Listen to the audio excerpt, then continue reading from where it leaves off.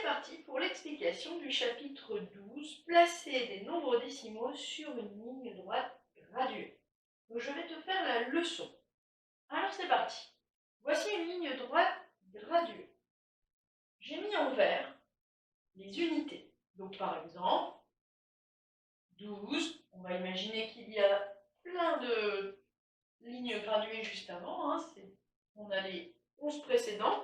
On démarre à 12. 13, 14. Et on va faire plus simple. Hop.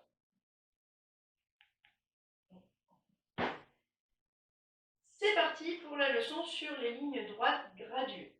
Alors, j'ai mis en vert les unités. Par exemple, si ma ligne droite graduée commence à 5, après ici c'est 6, 7, 8.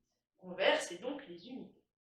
En bleu, c'est les dixièmes. Donc on a unité, on a les dixièmes, et en rouge, on mettra les centièmes.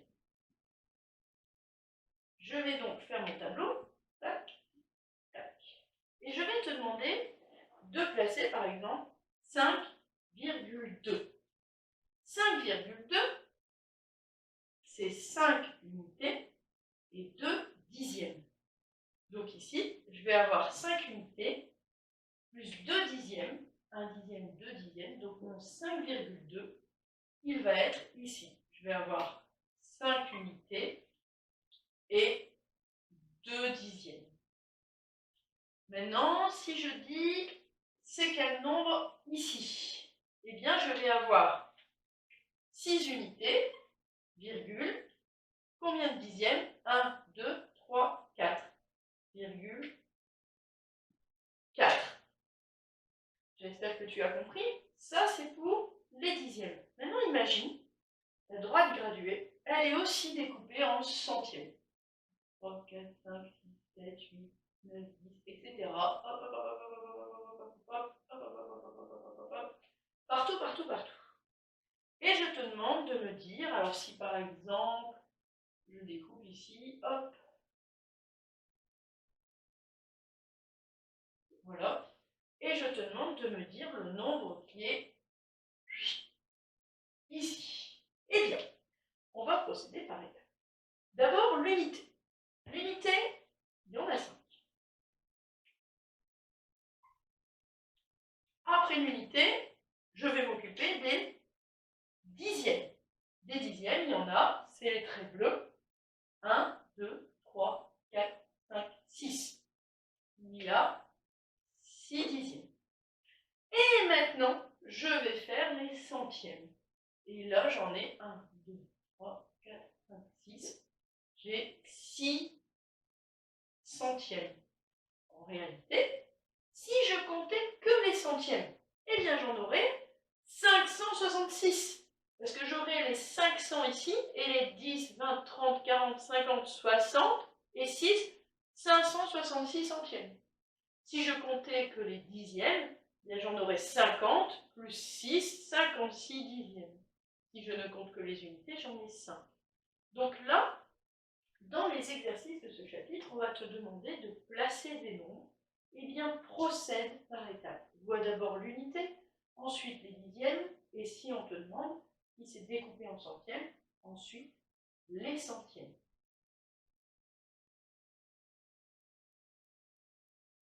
C'est parti, je t'explique les exercices. Alors, le numéro 1. Le numéro 1, pour chaque lettre, trouve le nombre décimal qui correspond dans la liste. Donc, on te donne une liste de nombres, on te met des flèches, et tu dois dire à quoi ça correspond. Par exemple, ici, hop, alors ça tombe bien, on est à 5, c'est ce découpage-là, je n'ai même pas fait exprès. Alors, par exemple, on te met la flèche ici. Hop. Le A, c'est... Il faut avoir une loupe. 1, 2, 3. 1, 2, 3. On est hop, ici. Donc, pour trouver le nombre, tu fais comme j'ai expliqué dans la leçon. Je cherche d'abord l'unité, 5. Tu peux utiliser les couleurs si ça t'aide. Ensuite, les dixièmes, 1. Et ensuite, les centièmes, il y en a 3. ici. Donc, ça me fait 5,13. Et je regarde dans la liste, il y a bien 5,13. Donc, j'écris A 5,13. Donc, le A et le B, c'est la même chose. Le 2, pour chaque lettre, écrit le nombre décimal qui correspond. Là, cette fois-ci, c'est toi qui dois trouver le nombre. Attention, le A et le B, c'est seulement en dixième. Il n'y a pas de centième. Par contre, le C, il y a des centièmes. Si tu veux une analogie qui peut t'aider, une analogie, c'est une comparaison, eh bien, c'est quand tu mesures en millimètres, en centimètres, etc. C'est un peu la même chose.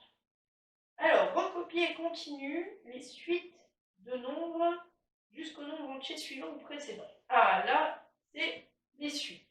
Donc là, pourquoi c'est dans le chapitre des lignes droites graduées? Parce que quand tu fais une suite, tu avances dans ta ligne droite graduée. Alors, par exemple, on a 1,2, 1,3, 1,4. Prenons une suite plus facile. 2, 4, 6. Qu'est-ce que j'ai fait pour passer de l'un à l'autre? Eh bien, j'ai ajouté 2, plus 2 unités. Donc ici, il va falloir que tu regardes ce qu'on a fait. Hop. Qu'est-ce qu'on a ajouté? On a ajouté plus 0,1. Plus 1 au niveau des dixièmes. Donc ici, tu vas devoir continuer 1,5, 1,6, etc., etc. Là où ça va être compliqué, c'est quand c'est le passage à l'unité. C'est comme les dizaines, par exemple. Si j'en regarde un, est-ce qu'il y en a un qui sera un peu difficile? Si je prends 6,005 et je diminue 6,04, 6,03, 6,02, parce qu'on a vu, c'est les centièmes qui diminuent. 6,01, j'enlève encore un centième, ça fait 6,00. Et là, j'enlève encore un centième. Qu'est-ce que ça va donner? Je vais être en dessous de 6, je vais être à 5. Mais 5, combien? Eh bien, ça va me donner 5,99. Parce que j'enlève 15 centièmes. Donc, je considère qu'on a 600 centièmes. Donc, si j'enlève 1, ça me fait 599. Sauf qu'il y a une virgule là et une virgule là. Donc, si c'est dur, tu enlèves la virgule. Tu fais comme si c'était des nombres entiers. Et tu remets la virgule après. Et ça marche. Voilà, voilà. Alors, maintenant, le numéro 4. Je crois que je t'ai donné le 4 aussi. 1, 2, 3, 4, 5. Le 4, écrit tous les nombres décimaux ayant un chiffre après la virgule entre 14 et 15. Je te laisse réfléchir à celui-là. Je te laisse comprendre. Et le 5, ce sont des suites encore. À toi de jouer. Alors, pour ce chapitre, la correction, je te laisse regarder dans la correction que je t'ai envoyée par écrit. Parce que normalement, il y a tout et tu devrais t'en sortir avec ça. Si ça ne va pas, n'hésite pas à m'envoyer un petit message et je referai une petite leçon dessus.